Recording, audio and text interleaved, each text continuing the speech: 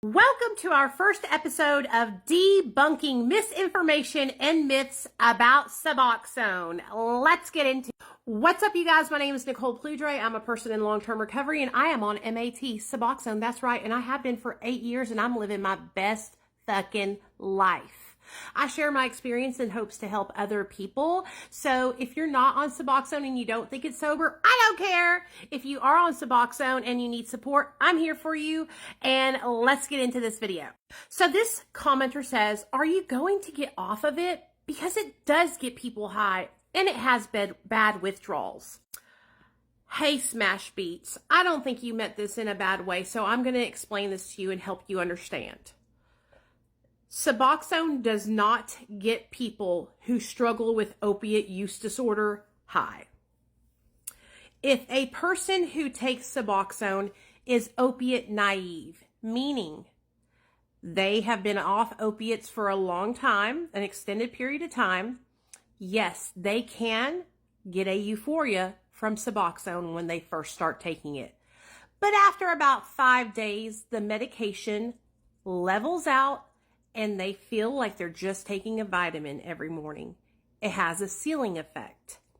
That is why SUBOXONE is the gold standard for opiate use disorder, because it's less likely to be abused and it doesn't give the euphoric effect that other opiate use disorder medications might give.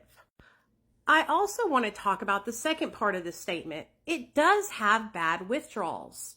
Yes, if you jump off SUBOXONE cold turkey, you will have bad withdrawals. Yes, if you don't listen to your doctor and you don't taper low and slow, you will have withdrawals.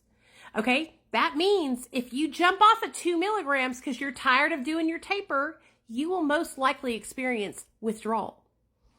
When I talk about a low and slow taper, I mean getting under 0.25 of a milligram, less than 1 milligram, is the goal when tapering off of SUBOXONE and then taking that last initial jump off the medication.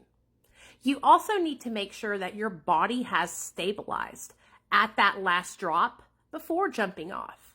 I know, because I have experience. I jumped off 0.25 of 1 milligram and I was not stable on that dose. My withdrawals were very manageable, but I struggled later on after completing the jump.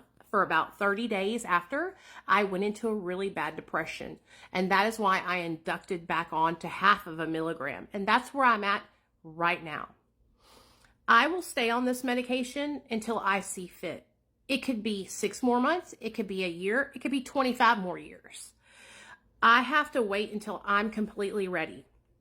Just like I had to wait until I was completely ready to get off my Lexapro and Wellbutrin that was no longer serving me.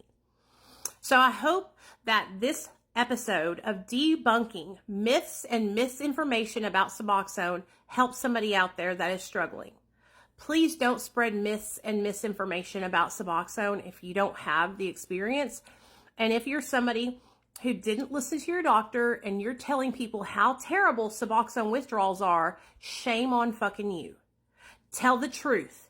Tell everyone that you jumped off at 24 milligrams, that you jumped off at 2 milligrams, that you jumped off at 12 milligrams cold turkey because you didn't want to listen.